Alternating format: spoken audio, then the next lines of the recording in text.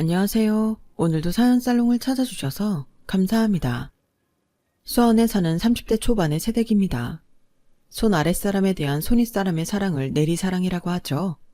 그런데 저희 시댁은 한대 걸러 내리사랑이 이어지는 것 같아요.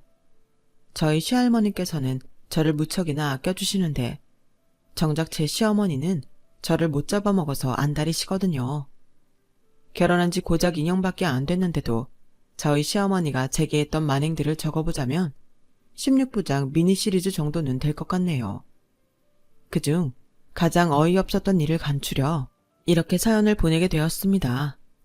저는 서울에서 태어나 결혼 전까지 쭉 서울에서 살았어요. 그러다가 수원 토박이 남자를 만나 현재는 수원에서 살고 있죠. 남편도 저도 직장인 서울인데 굳이 수원에 신혼집을 마련한 건 바로 저희 시할머니 때문이었어요. 시할머니께서는 제 남편이 젖먹이 때부터 대학에 들어가기 전까지 키워주셨거든요. 그렇다고 남편한테 엄마가 없어서 그랬던 건 아니었어요. 저희 시어머니는 버젓이 살아계시니까요. 다만 제대로 엄마 역할을 하지 않았을 뿐이죠. 언젠가 결혼을 앞두고 시댁 어른들을 만날 자리가 있었는데 그때 시고모님께서 그러시더라고요. 저희 아버님이 결혼 상대자로 저희 어머님을 데려왔을 때 온 가족이 반대를 했었다고요. 이유는 하나였어요. 저희 시고모님이랑 저희 어머님이 여고 동창인데 그때부터 저희 시어머니 평판이 그렇게 안 좋았었나 봐요. 말도 마라. 네 시어머니는 예전부터 유명했어. 공부머리는 꽝인데 나쁜 쪽으로는 어찌나 머리 회전이 빠른지 지가 제일 친한 친구들한테도 회수권이며 돈을 뜯어먹고 살았다니까. 게다가 욕심도 많고 남자는 또 얼마나 밝히는지 고1 때부터 대학생 오빠들이랑 만나고 다녔다니까. 아, 그 여우 같은 게 우리 오빠를 꼬실 줄 누가 알았겠어. 진작 알았으면 내가 도시락을 싸들고 다니면서 말렸지. 네 남편을 덜컥 임신하는 바람에 우리 집에서 받아들이기는 했지만 정말 하늘이 무너지는 것 같았다. 내가 이러니 우리 엄마는 오죽하겠니. 그때는 저도 아무리 저희 어머님이 별나시다 해도 아직 결혼식도 올리기 전인데 예비 조카 며느리를 앞에 두고 예비 시어머니 흉을 보더니 좀 너무한 게 아닌가 생각했었죠. 그런데 막상 제가 겪어보니 그때 시고모님 행동은 양반이었구나 싶더군요. 남편과 제가 결혼을 결심하고 처음 시댁에 찾았던 날, 제가 본 시어머니의 모습은 여느 집 시어머니들의 모습과는 달랐어요. 예, 너 이 백 어디 거니? 비싸게 줬겠다. 나 한번 들어보자. 이제 막 현관을 들어서는 저에게 달려와 어서 오라는 인사도 없이 먼저 제 백을 뺏어 들곤 당신 팔에 걸어보더라고요. 그리고는 뭐에 홀린 사람처럼 현관에 설치된 전신 거울에 자신 모습을 비춰보는 거예요. 보다 못한 아버님이 달려들어 어머님 팔에서 제 백을 뺏어주셨어요. 이 사람이 참 뭐하는 짓이야. 사람 현관에 세워두고. 아버님의 불호령에도 어머님은 제 백에 대한 미련을 못 버리겠는지 아쉬운 듯 입맛을 다시더군요. 순간 온몸에 닭살이 쫙 돋으면서 제 머릿속에서는 뭐지? 좀 싸한데? 이런 감정들이 들끓었어요. 하지만 워낙 중요한 사안을 앞둔 터라 딴 데 정신을 팔 수가 없었죠. 시부모님 내외는 시할머니를 모시고 살고 계셨는데 할머님이 재력이 있으셔서 그런지 다들 할머니 앞에서 고개를 숙이는 분위기였어요. 언젠가 저희 엄마가 TV를 보다가 자식들한테 미리 유산을 분배해주고 시설에 버려진 노모 사연을 듣고는 이래서 죽을 때까지 돈은 쥐고 있어야 되는 거야. 자식들도 돈 있는 부모나 모시지 돈 없으면 저렇게 버려진다니까. 이런 말을 하신 적이 있는데 아니나 다를까 할머님도 그런 의미에서 재산을 손수 쥐고 계시다고 하더라고요. 하지만 그건 자식들을 못 믿어서가 아니라 무력 넘치고 사치스러운 며느리, 즉 저희 시어머니 때문이라는 점이 다르긴 하겠네요. 아무튼 저는 처음 인사를 드리는 자리에서 할머님께서는 제 손을 꼭 쥐시며 그러셨어요. 그래, 대학 공부며 대학원 공부도 손수 벌어서 했다고? 기특한지고. 회사에 도시락도 직접 싸가지고 다닌다고 들었다. 음식 솜씨가 좋아서 반찬이 하나하나 다 맛있다고 우리 상호가 어찌나 자랑을 하든지. 어쩜 이렇게 똑똑하고 알뜰하고 바지런한 사람이 우리 집에 들어왔을꼬. 복덩이다 복덩이. 우리 상우색 씨는 내 마음에 꼭 드는구나. 내가 며느리복은 없어도 손주 며느리복은 있는 모양이야. 보기에 따라서는 없는 집에 태어나 궁상이 몸에 뱄다고 손가락질할 수도 있는 상황이었지만 할머님께서는 모든 걸 좋은 쪽으로 봐주셨어요. 하지만 어머님은 그 반대였죠. 어머님도 참, 그게 뭐가 기특해요. 아둔한 거지. 집에 돈이 없으면 대학 공부나 하고 말 일이지. 뭐 대단한 대학 출신이라고 대학원까지 다녀. 그래봤자 고작 월급쟁이로 살 거면서. 우리나라에 불필요한 석사 박사들이 너무 많은 게 탈이야. 도시락도 그래. 괜히 별거 아닌 걸로 도시락은 싸들고 다녀선 점심 때마다 내 아들 찬밥 먹이고. 그게 뭐 하는 짓이야. 돈만 원이면 따뜻한 식당밥으로 한 끼 해결할 수 있는데 이게 다 궁상이라고요. 어머니, 무슨 말씀을 그렇게 하세요. 뭐, 내 말이 틀렸니? 난 있는 그대로 말했을 뿐이다. 남편이 어머님께 한 소리 했지만 어머님은 상관없다는 듯 자신의 뜻을 굽히지 않았어요. 그러자 조용히 눈을 내리깔고 계시던 할머님이 나직하게 말씀하셨어요. 애미야, 너 오늘 약속 있다고 하지 않았니? 어머머, 내 정신 좀 봐. 며느리감 얼굴만 보고 일어난다 해놓곤 여직이려고 있었네. 초면에 미안하지만 내가 선양에 있어서 먼저 일어날게요. 나중에 시간 되면 그때 봐요. 아, 그 가방 어디 건지도 문자로 좀 알려주고. 안 그래도 어머님이 좀 과하게 차려입고 계신다 했는데 선약 때문에 그러셨던 모양이었어요. 며느리감이 처음 인사 오는 날인데도 빠질 수 없는 약속인 거 보니 꽤 중요한 건가 보다 했죠. 그런데 나중에 알고 보니 그저 매달 있는 개모임이었더라고요. 그때부터 낌새를 채긴 했지만 저희 시어머니는 일의 경중을 가늠할 줄 모르는 사람이었어요. 그저 자기가 좋아하고 편한 쪽으로 선택할 뿐인 거죠. 시아버지 제삿날에도 친구들과 술 약속이 있다고 입술에 빨간 립스틱을 바르고 나가 자정이 다 돼서야 돌아오질 않나. 하나뿐인 아들 대학 졸업식 날엔 어렵게 유명 마사지샵에 예약을 해놨다며 졸업식도 불참하고 마사지를 받으러 갈 정도로요. 천방지축에 아나무인인 저희 시어머니를 두고 하는 말이었죠. 그럼에도 불구하고 시어머니의 이런 행동에 아무도 제재를 안 하는 이유는 하나였어요. 우리 엄마는 차라리 그 자리에 없는 게 돕는 거야. 있어봤자 분란만 일으키고 싸움만 조장하거든. 신혼 초부터 유명했대. 그래서 나중엔 아예 아빠가 집안에 경조사가 있을 때마다 엄마한테 용돈 쥐어주고 친구들이랑 놀고 오라고 했었다나 봐. 정말? 근데 난 그건 아버님이 잘못하신 거라고 생각해. 애초에 문제를 그런 식으로 회피하기만 하셨잖아. 그러니 지금까지 어머님이 그러시는 걸 테고. 물론 1차적인 잘못은 어머님이 했지만 말이야. 호미로 막을 거 가래로 막는다고 초장에 따끔하게 혼내서 고쳤으면 될걸. 언발의 오줌 누기식으로 이어와서는 이제는 잘못된 어머님 행동을 고칠 수도 없게 되었으니까요. 결혼한 지 30년도 더 된 지금에 와서는 어머님이 무서워하는 건 아무것도 없었어요. 심지어 시어머니인 할머님까지도요. 그런데 그런 어머님한테 딱 한 가지 약점이 있긴 했어요. 바로 돈이었죠. 무력 많고 사치 심한 시어머니는 할머님이 돈줄을 끊으시면 바로 꼬랑지를 내리셨거든요. 그걸 아는 할머님은 아흔을 바라보는 연세에도 재산을 움켜쥐시곤 자식들과 며느리를 쥐락펴락하셨어요. 저희 시아버지는 약국을 크게 하셔서 벌이로는 큰 문제가 없는 분이셨지만 시어머니의 씀씀이는 그 정도의 벌이로 감당이 안 되는 형편이었어요. 그래서 매달 할머님께서 생활비 명목으로 어머님 계좌로 보내주시곤 하셨는데 어머님은 그 돈을 고스란히 자신의 사치 생활에 사용하곤 하셨죠. 환갑을 바라보는 나이에도 흰머리 하나 없이 윤이 나는 머릿결과 기껏해야 30대 후반 정도로 보일 정도의 탱탱한 피부, 연예인 못지않게 잘 가꾼 손톱과 발톱을 정리하는 것부터 각종 명품들로 가득한 드레스룸을 채우기 위해서요.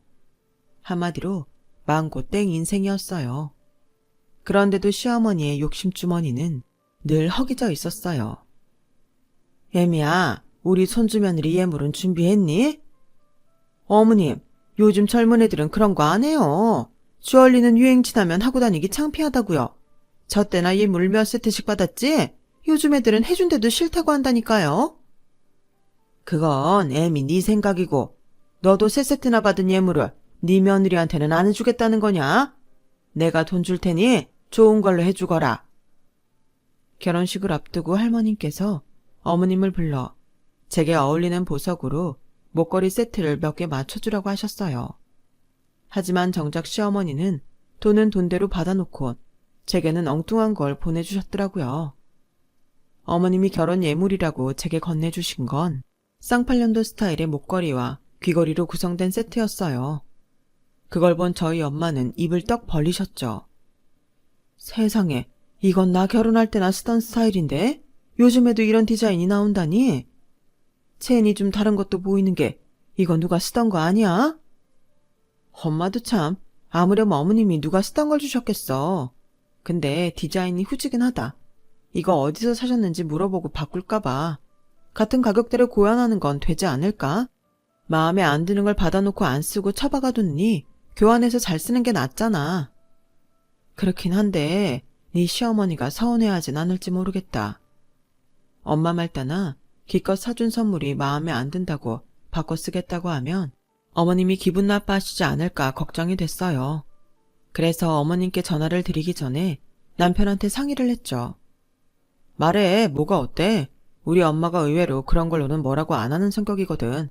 엄마도 할머니가 사주신 선물 마음에 안 들면 영수증 달라고 해서 교환하시는걸. 그래? 그럼 어머니께 말씀드려야겠다. 그렇게 저는 남편 말을 듣고 어머님께 전화를 드렸어요. 그런데 교환하겠다는 말을 듣자마자 바로 안 된다고 하시지 뭐예요? 왜냐고요? 실은 그 목걸이 세트가 다름 아닌 어머님이 혼인할 때 예물로 받은 목걸이 세트였거든요. 어이없어서 할 말을 잃은 제게 어머님은 당당하게 그러시는 거예요. 이거 나 시집 올 때 우리 시어머니가 해주신 목걸이 세트야. 당시 가격으로도 꽤 비싼 거였어. 유행은 돌고 돈다고 요즘 레트로 제품들이 유행이라잖니? 내가 샵에 가서 깨끗하게 세척한 거니까 새거나 찜배 없다. 레트로는 개뿔. 딱 봐도 박물관에나 가야 하는 촌띠 만땅의 물건인데도 어머님은 갖은 포장을 해가며 생색을 내셨어요. 어차피 요즘엔 예물로 목걸이 세트 같은 건 안 해줘. 그래도 특별히 내가 너 생각해서 주는 거니까 할머니께 목걸이 세트 잘 받았다는 말 하는 거 잊으면 안 된다. 마음 같아선 할머니께 바로 전화해서 시어머니가 한 짓거리를 고스란히 고하고 싶었지만 그랬다가는 일이 커질 것 같아서 말았어요. 이까짓 예물 있어도 그만 없어도 그만 생각하기로 했죠. 그렇게 시간은 흘러 상견례 날이 다가왔고 다행히도 별 탈 없이 순조롭게 진행되었어요. 나는 그저 내 손주 내외가 행복하게 사는 것 외에는 바랄 게 없습니다. 부족한 거야 살면서 지들이 마련해 살면 되는 거고 부모가 자식들 대학 공부까지 다 시켜놓은 마당에 뭘 더 줘야 한답니까? 그러니 사돈께서도 무리해서 혼수며 예단 장만하실 필요 없습니다. 그래도 부탁을 하나 하자면 사돈한테는 미안하지만 애들 신잡살림은 수원에 차렸으면 합니다. 늙은 할미가 손주 내외를 한 번이라도 더 보고 싶은 욕심이랄까요. 대신 애들 살기 편하도록 30평대 아파트로 해줄 생각입니다. 서울이 아닌 수원에 신혼집을 마련하는 거에 대해 저희 부모님이 내심 서운해 하셨지만 아파트를 사주시겠다는 말에 서운한 마음은 싹 가신 듯 했어요. 평수와 가격을 들으시고는 오히려 고마워하실 정도였죠. 그렇게 상견례는 잘 끝이 났어요. 시댁에 비해 현저히 기운은 저희 집안 형편이었지만 할머님께서 많은 부분을 배려해 주신 덕분이었죠. 결혼식을 앞두고는 할머님께서 어머님 몰래 고모님께 부탁해 제 피부 관리며 경락 마사지, 그 밖에 여러 가지 것들에 도움을 주셔서 결혼식 당일 인생 최저 몸무게로 예쁘게 버진로드에 설 수 있었어요. 몰아치듯 결혼식과 신혼여행까지 끝나자 난생 처음 부모님 곁을 떠나서 우리만의 공간에서 살게 되었어요. 소소한 살림살이를 사고 퇴근길에 마트에 들러 장을 보고 우리만의 생활 수칙도 세워가며 소꿉장난 같은 신혼생활이 시작되었죠. 평일에도 가끔 시댁에 들러 할머님 얼굴을 뵙고 돌아오기도 했지만 주말에는 무조건 시댁에 들러 할머님과 점심을 먹고 가끔은 할머님을 모시고 근교로 드라이브를 떠나기도 했어요. 할머님께서는 명절이나 저희 친정 부모님 생신 때면 값비싼 선물 세트를 보내주시곤 하셨고, TV를 보시다가 홈쇼핑에서 제 또래 여성들이 좋아할 물건들이 나오면 놓치지 않고 제게 사주셨어요. 뿐만 아니라 명품 백이며 구두, 심지어 수입 화장품 세트까지 고모님과 백화점에 가실 때마다 제 선물을 한아름씩 사다 주셨죠. 이런 할머님의 손주 며느리 사랑을 두고 다들 부러워했지만 특히 저희 시어머니는 부러움을 넘어 질투를 하셨어요. 가끔 저희 집에 찾아오셔서는 할머님께서 제게 사주신 고가의 선물을 빌린다는 표현을 쓰며 강탈해 가곤 하셨거든요. 어머, 못 보던 시어링 밍크가 다 있네. 너 이거 샀니? 못해도 기백만 원은 줬을 것 같은데? 월급쟁이 주제에 너 돈도 많다? 아, 그거 선물 받은 거예요. 누가 너한테 이렇게 비싼 걸 선물해? 혹시 우리 어머님이 해주셨니? 너 대답 못하는 거 보니 맞구나. 어머님도 참, 며느리 나한텐 오리틀 전보다 하나 안 사주시면서 손주 며느리한텐 이 비싼 걸 다 해주셨다니? 정말 너무하신다. 누가 누구 며느리인지 모르겠어. 예, 나 이거 며칠만 빌려 입자. 그런 식으로 가져가서 안 가져온 물건이 수십 개는 됐어요. 명품백은 기본이고 어머님 발에 맞지도 않는 제 구두에 심지어 발 마사지 기계까지 정말 욕심이 끝이 없으셨죠. 하지만 그렇게 가져간 물건들은 좀처럼 돌려주실 생각을 하지 않으셨어요. 정말 어머님 때문에 미치겠어. 할머니께서 사주신 백이랑 구두 아직도 안 주시잖아. 민크 코트도 선물 받고 한 번도 못 입어봤는데 해가 지나도록 아직도 어머님이 가지고 계신다니까. 며칠 전에 코트 언제 주실 거냐고 물었더니 뭘 하시는 줄 알아? 예, 그깟 거 몇 푼이나 한다고 떼어먹을까봐 그러니? 내왕 드레스룸에 민크 코트가 지천인데. 이러시는 거 있지. 아니 그렇게 민크 코트가 많으시면 그거 입으시면 되지. 왜 내 거를 탐내시나 몰라. 우리 엄마가 좀 그래. 우리 고모도 엄마한테 뜯긴 거 엄청 많았거든. 그간 엄마랑 고모가 싸움도 엄청 했어. 이럴 땐 할머니 도움받는 수밖에 없어. 남편은 작정한 듯 주말을 맞아 본가에 갔을 때 할머니 앞에서 어머님이 가져간 제 선물들 얘기를 꺼냈어요. 그러자 시어머니 얼굴이 불그락 푸르락하며 저를 노려보시더라고요. 하지만 할머님의 한마디에 별 수 없이 고개를 숙이고 마셨죠. 애미 너, 네 며느리 물건 가져다 쓰고 안 돌려줬니? 사람이 왜 그렇게 물욕이 심해? 하다 며느리 것까지 탐을 내고 어떻게 그 나이 먹도록 젊을 적 버릇을 못 버려? 오늘 얘들 온 김에 싹 돌려주거라. 별 수 없이 그동안 저희 집에서 가져간 제 물건들을 돌려주시게 된 어머님은 제게 눈으로 욕을 하시며 사납게 물건을 돌려주셨어요. 그리고 얼마 뒤 남편이 출장을 떠난 사이 저희 집에 오셨더라고요. 너 아주 맹랑한 애들아? 네 입으로 말 않고 내 아들 시켜서 물건 받아가니 좋더냐?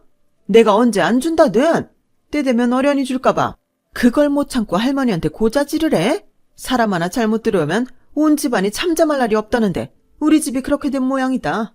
너 시집 오고 큰 소리 안 나는 날이 없잖니?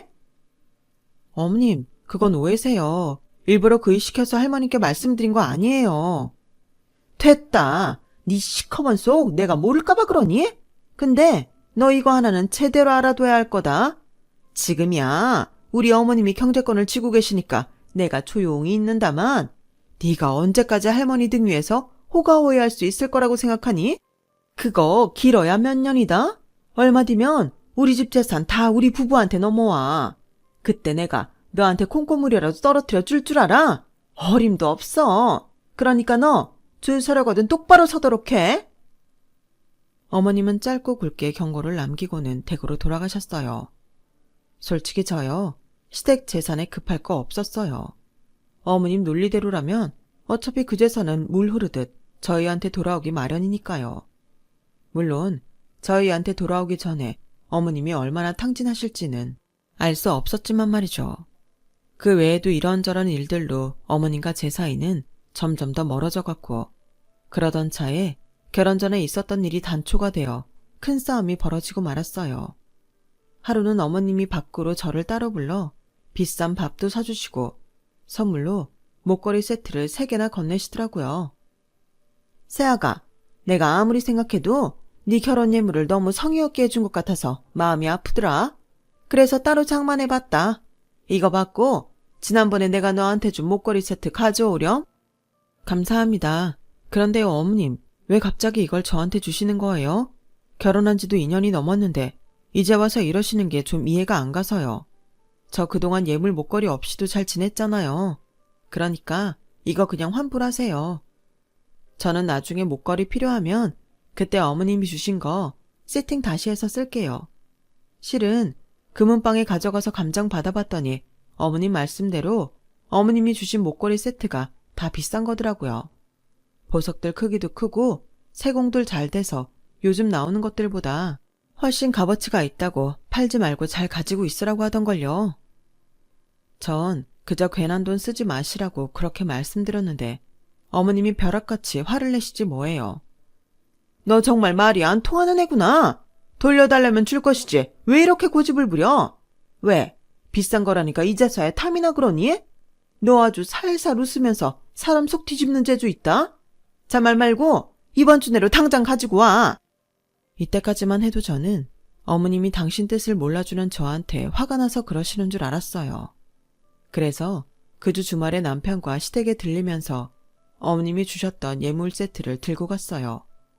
더불어 새로 사주신 목걸이 세트도 돌려드리려고 가져갔죠. 그런데 마침 어머님이 자리를 비우신 틈을 타 할머님이 제가 가져온 목걸이 세트를 보셨고 남편이 전후 사정을 설명해 드리게 됐어요. 순간 불안하긴 했지만 어머님이 새 제품으로 주시기도 해서 별일은 없을 거라고 생각했어요.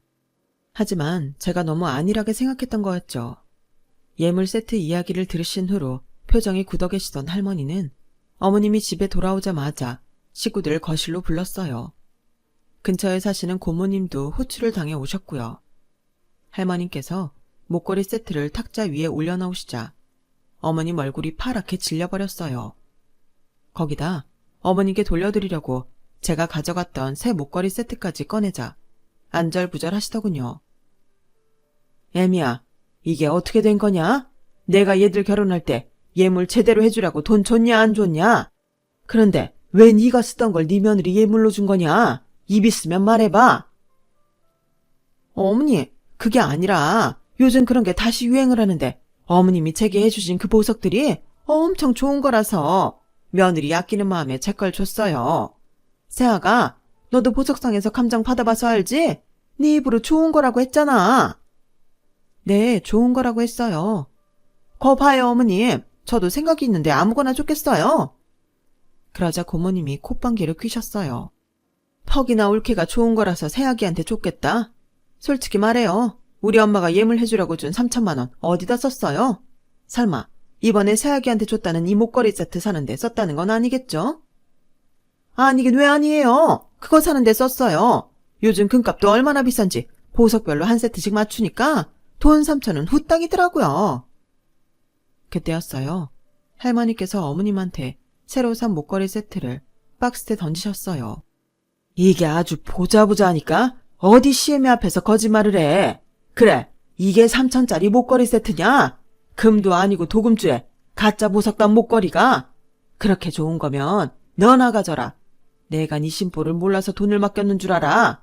그래도 네가 양심이 있다면 지 며느리 줄 예물살 돈은 빼먹지 않겠다 해서 맡긴 거다. 그런데 어디서 이런 못된 짓거리를 해? 어머님, 저도 며느리 둔 시애미예요. 어떻게 애들 앞에서 절 이런 식으로 대하세요? 그리고 제가 뭘 그렇게 잘못했어요? 어머님이 예물로 목걸이 세트 해주라고 하셔서 어쨌든 주긴 줬잖아요. 저도 할 만큼은 했다고요. 어머님은 끝까지 당신 잘못을 뉘우치지 않은 채 억울함만 늘어놓았어요. 솔직히 따지고 보면 이번 일도 다 어머님이 경제권 쥐고 안 놓으신 탓 아닌가요? 제가 오죽 돈이 필요하면 내 며느리 줄 예물비용 빼다가 썼겠어요. 가짜 목걸이 세트랑 바꾸려고 한 것도 일단 제 예물 팔아서 급한 불부터 끄고 나중에 제대로 된 거 사주려고 했던 거라고요. 저만 나쁜 시애미 만들지 마시고 어머님부터 저희한테 경제권 물려주세요. 당당하게 경제권을 달라는 어머님 말에 할머님은 버럭 화를 내셨어요. 애미 너 지금 나한테 맡겨놓은 돈 찾아가는 거냐 뭐냐? 내 돈이 그리 탐나면 내 마음에 드는 짓을 하는 신용이라도 하고 그런 말을 해야 되는 거 아니니? 시집와서 이날 이때까지 네가 이 집에서 한 게 뭐니? 자식을 제대로 건사했니? 네 남편 뒷바라지를 했니? 하고한 날 밖으로 나돌면서 허영기 부린 것밖에 더 있냔 말이다. 그래놓곤 돈 내놓으라고 큰 소리야. 아주 칼만 안 들었지? 강도가 따로 없구나. 어머니, 그렇게 말씀하시면 정말 섭섭하죠. 아들 귀한 집안에 들어와 떡두꺼비 같은 아들 낳아드렸으면 제 할 도리는 다 한 거 아닙니까? 그리고 제가 그깟 목걸이 세트에 욕심부린 것도 따지고 보면 다 어머님 탓이라고요. 저 며느리 드리면서 그 흔한 밍크코트 하나 못 받았다고요. 어머님이 사돈댁한테 아무것도 하지 말라고 하시는 바람에 이렇게 된 거 아니냐고요. 제가 왜 어머님 한마디 때문에 제가 누려야 할 제 권리도 못 누립니까? 그리고 새아기 너도 잘못이야. 남들은 시집 올 때 시어머니한테 명품백 하나는 기본으로 해준다더라. 그런데 넌 뭐 해왔니? 고작 한복 한 벌밖에 더 해줬냐고. 그래놓곤 지 물건 좀 빌렸었다고 쭈르르 달려와서 고자질이나 하고 이러니 내가 너한테 정을 붙일래야 붙일 수가 있겠냐고. 너 저번에도 내가 말했지만 너 줄 제대로 서는 게 좋을 거다. 네 시할머니 돌아가시면 누가 실세가 되는지 너도 잘 알 테니까.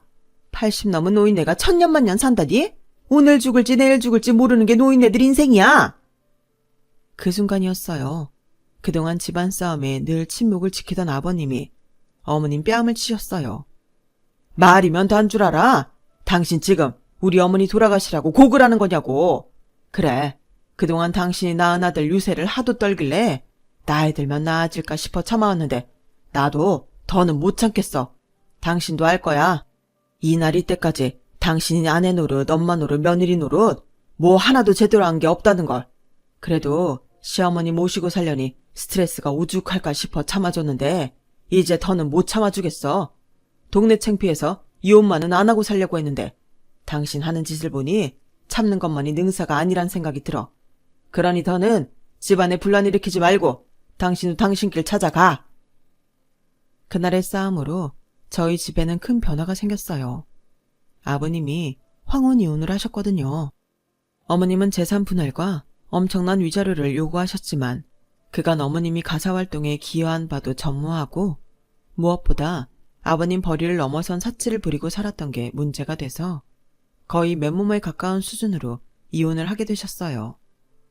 게다가 집이며 부동산 등 돈 되는 재산은 다 할머니 명의였기에 더더욱 챙길 게 없었죠. 상황이 이렇다 보니 저희 내외가 본가에 들어가 살겠다고 했더니 아버님께서 팥줄 가사도우미를 쓰시면 된다고 저희는 분가한 채로 살라고 하시더라고요. 그래도 전보다 더 자주 시댁에 들리기는 해요. 낮 시간엔 고모님이 자주 집에 오가시기는 하지만 연세 많으신 할머님도 걱정이 되고 아버님 걱정도 되거든요. 자신의 꽃같은 청춘을 결혼 때문에 빼앗겼다고 생각하며 방탕하게 살았던 저희 시어머니의 말로는 황혼에 맞은 이혼녀 신세였어요. 그렇게 지긋지긋해하던 집을 나가 자유가 되셨지만 가진 돈이 없으니 말년에 비참한 생활을 하게 되셨죠. 몇 번인가 저한테 찾아와 아버님 마음 좀 돌려달라고 부탁하셨지만 솔직히 그러고 싶은 마음이 안 드네요. 부부란 게 누구 하나의 희생으로 사라지나요? 다 노력하며 사는 건데 왜 그렇게 생각을 하신 건지 참. 저를 건너뛴 어머님의 내리사랑만큼 저도 어머님에 대한 애정이 없어서 그런가 봐요. 대신 저한테 사랑을 듬뿍 주신 시할머님은 저도 정성을 다해 모실 생각입니다. 앞으로도 건강히 오래 사셨으면 좋겠습니다. 지금까지 제 사연을 들어주셔서 감사드려요. 건강하시고 소중한 가족들과 항상 행복하세요. 여러분, 사연 댓글에 응원과 현명한 조언 부탁드려요. 좋아요와 구독은 저에게 큰 힘이 됩니다. 오늘도 좋은 일 가득하세요.